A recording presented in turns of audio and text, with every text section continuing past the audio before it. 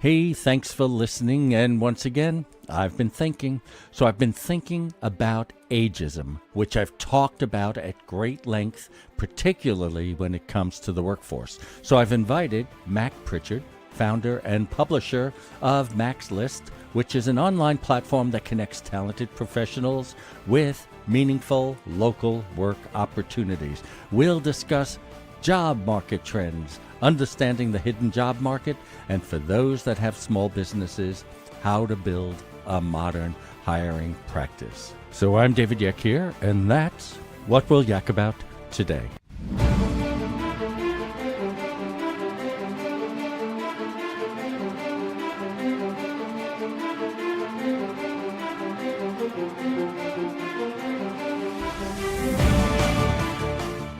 What's up, everybody? David Yeck here for Yak About Today, hoping you are better, healthier, and more informed than any generation that came before. So if the years 46 to 64 mean something to you, then this is the place you want to be. Now put your headphones on, go for a run, and listen to what we yak about today. And we are back. I'm David Yeck here. You're listening to Yak About Today. And as I promised you at the beginning of the show, I've got Mac Prichard here. He's the founder of Maxlist, and it's a platform that connects very talented people with local work opportunities. Thanks for coming on, Mac. Well, thank you for having me on the show, David. So I want to start this slightly different because I think I explained to you offline that the audience we have and the show is really dedicated to sort of a 55 plus audience, and we call them the wiser and more mature. So let me give you the setting and then you can jump in. So based on the things that we understand about this, what some people call the baby boomer generation, is that generation controls almost $2 trillion worth of wealth. What people don't realize is that many of them have to stay in the job market. One, because they really never earned as much money throughout the course of their lives to save enough to retire. Or two, they did well, but they had children, and there were colleges, lots of colleges. And then at a certain point, there were the parents and the children coming back. And there's a need to sort of work, to keep any kind of lifestyle going. The reason I bring it up is because you really connect talented people to the market, And so I'm just curious, what is your findings about how the market are looking at, this generation? Are they still viable, to go back into the system? Do they have to become more entrepreneurial? What are you seeing? Well, the good news is there is opportunity for older workers out there in the workforce, but there are barriers and there are misconceptions about older workers. And the challenge for people like us, and full disclosure, David, I turn 60 next month. When we're out there looking for work, we have to address these misconceptions that hiring managers may have about us as older workers. We can talk about some of those misconceptions, but the chances are the employers, when you meet with them, will never say these things out loud, in large part because it's illegal to discriminate in hiring because of age. But the fact remains that there are stereotypes about older workers. And if you want to be successful, both in staying in the workforce as you get older and getting your next job, you've got to acknowledge that these barriers exist and you have to have a plan to address them. So what are you finding the top barriers are? Because age does, it's funny. It sort of seems to be both ends of the spectrum, what I'm seeing in some of my conversations.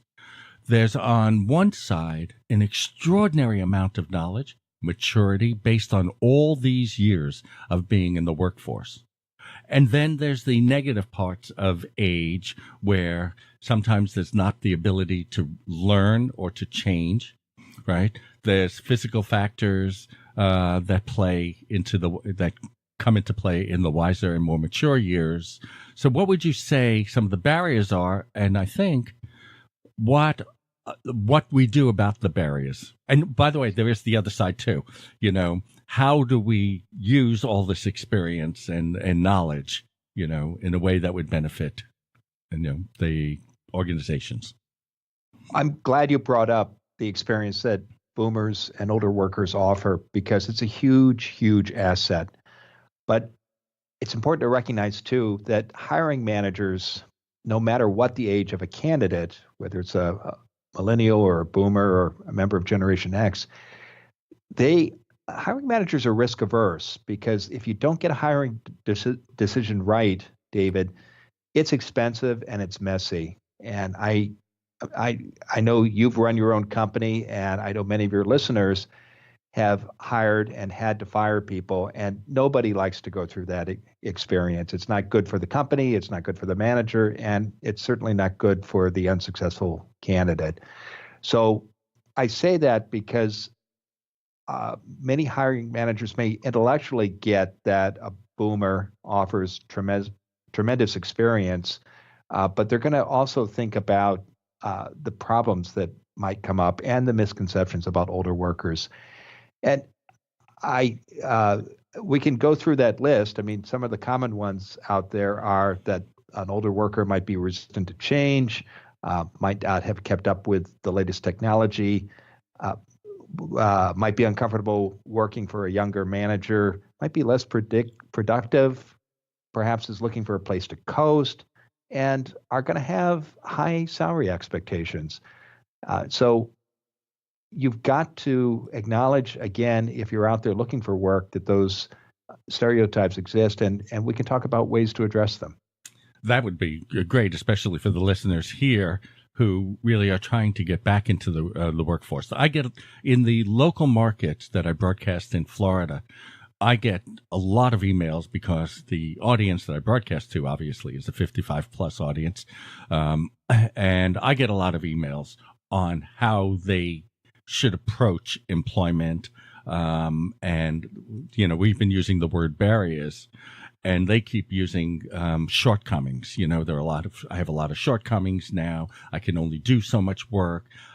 It's harder, no matter how much people say take classes in newer technologies, it's harder to absorb now than when you were young and you were going to college and you were making your way through the workforce.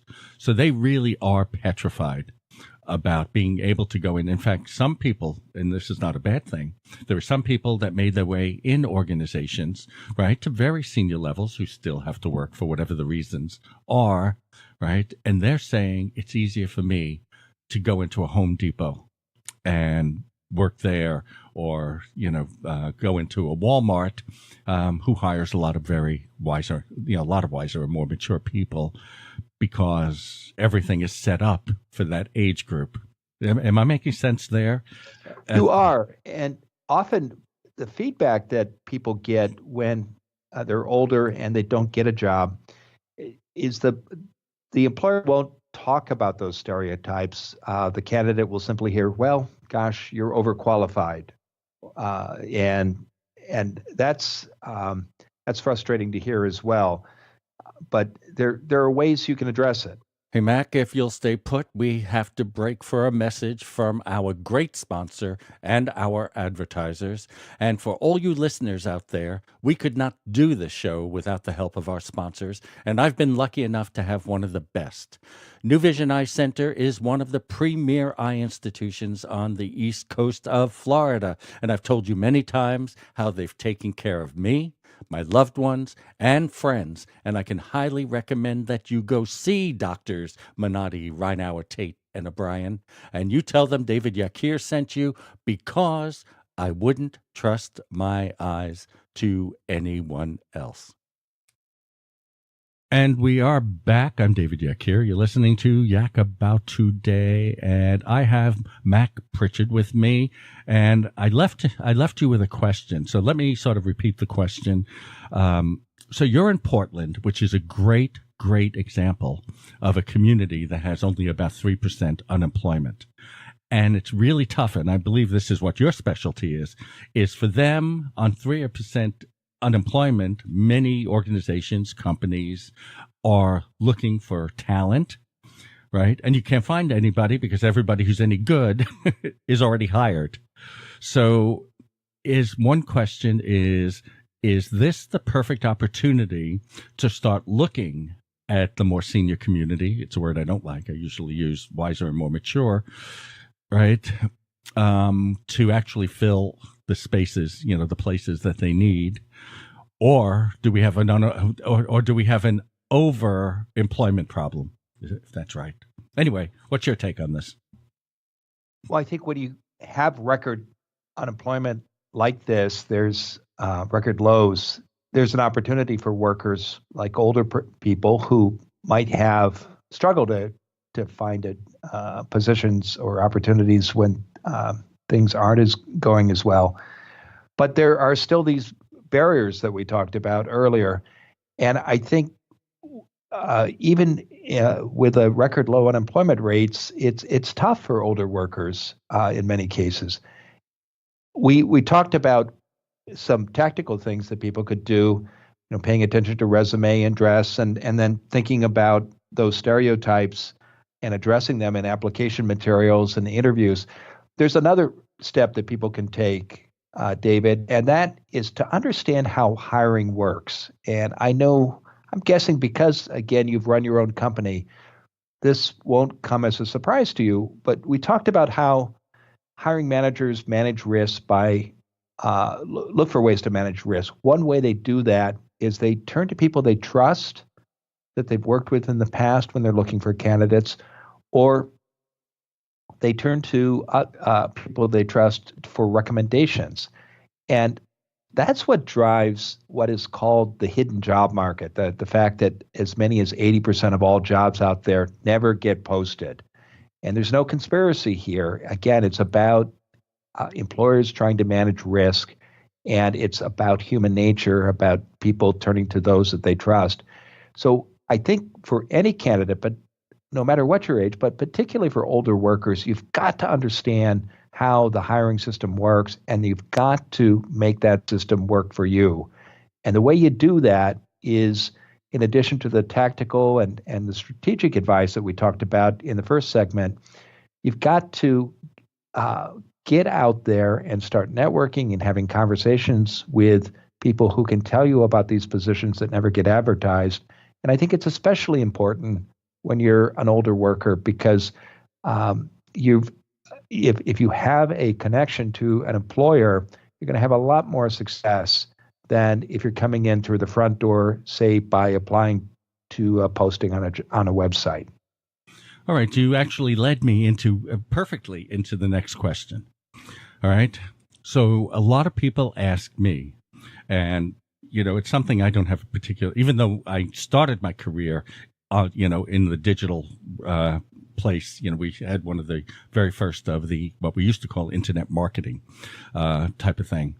I'm still at a loss in trying to explain to people about going online to Indeed or to Monster. Do these sites really work? Would they be helpful for the wiser and more mature set? Because I get the feeling if you're in the personalized market of matching people, you may not find that this is a place for people to go, to be looking online, to be posting their resumes online, that type of thing. Well, I run a company here in the Pacific Northwest. It's called Maxlist, and we do give advice through articles, podcasts, books, and other media to job seekers about how to get good at job hunting as a skill. But David, we also operate a regional job board. So we're not Monster, we're not Indeed, but we do publish listings for employers in Oregon and Washington. And we're proud of the value those listings offer both employers and job seekers. So I would say, yeah, there's value in going to websites like Indeed or Monster. And I'm certain there are local job boards in any community like ours. But go back to that number I mentioned earlier. And if up to 80% of all jobs never get posted, that means when you go to an Indeed or a Monster or a Maxlist, you're only seeing potentially 20, maybe 30, or even 40% of all the jobs that are available. So if you want to have success as a job seeker, and often the most desirable jobs are never posted, you've got to step away from the computer. And it's important, David, for people to think about how they spend their time. Most job candidates spend 90, even 100% of their time responding to public postings.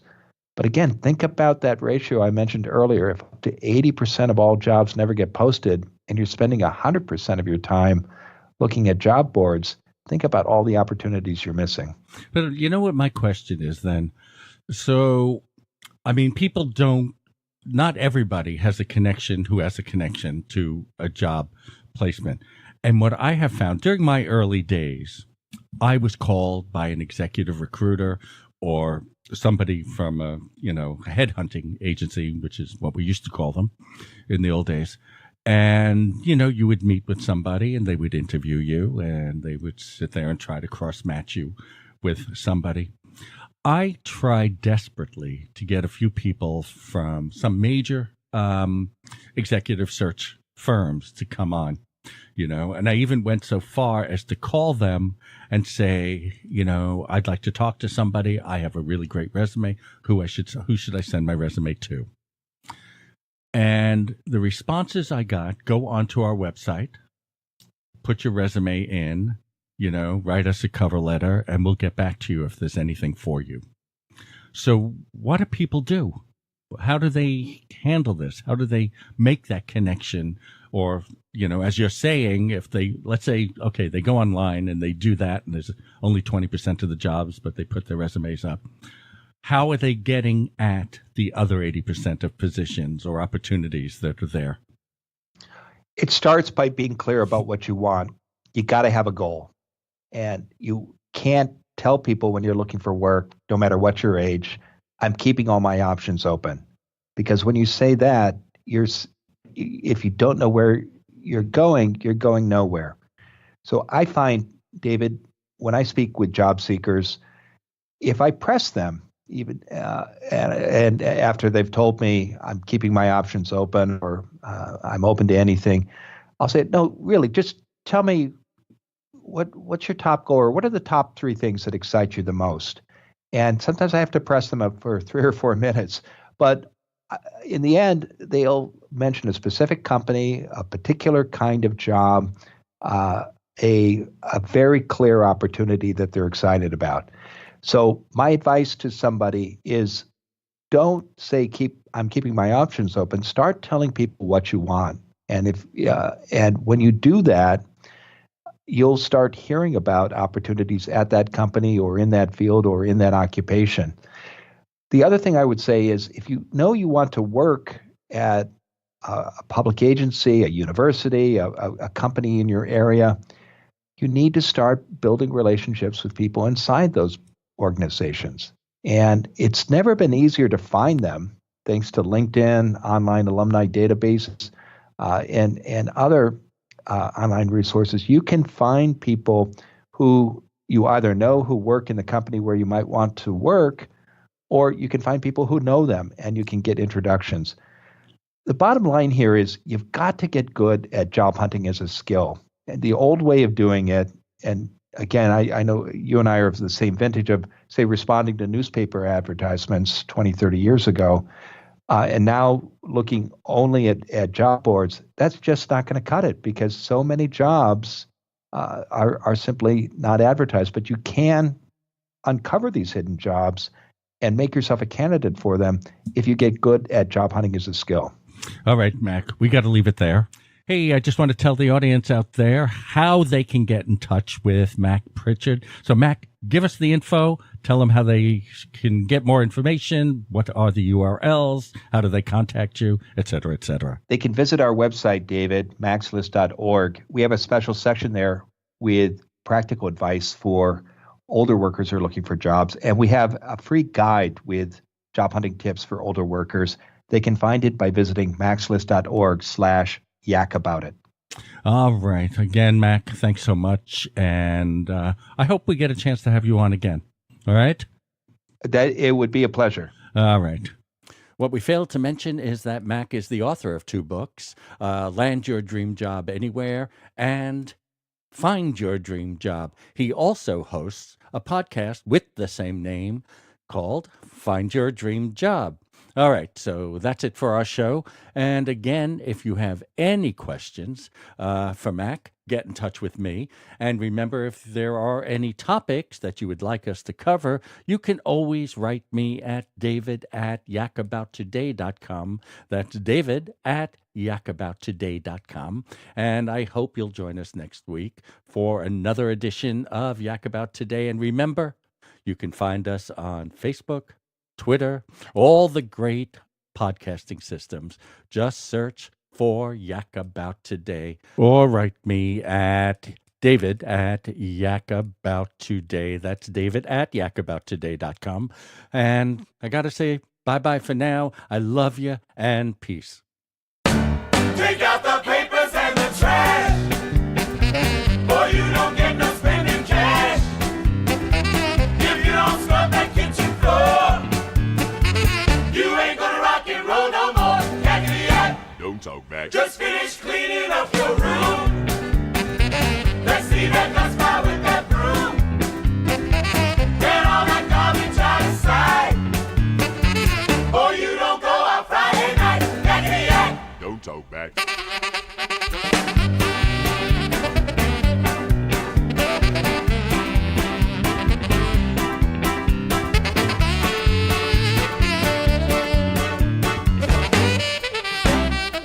Don't you give me no dirty looks. Your father simply knows the cooks. Tell all your hula friends outside, you ain't got time to take a ride. Yakety yak. Don't talk back. Just a reminder that Yak About Today is part of the Podgeist Network, so check us out at thepodgeist.com. That's the PODGEIST.com. And if you or your business is interested in getting into podcasting, give us a call at 212-244-6224 or write to me at david@yakabouttoday.com.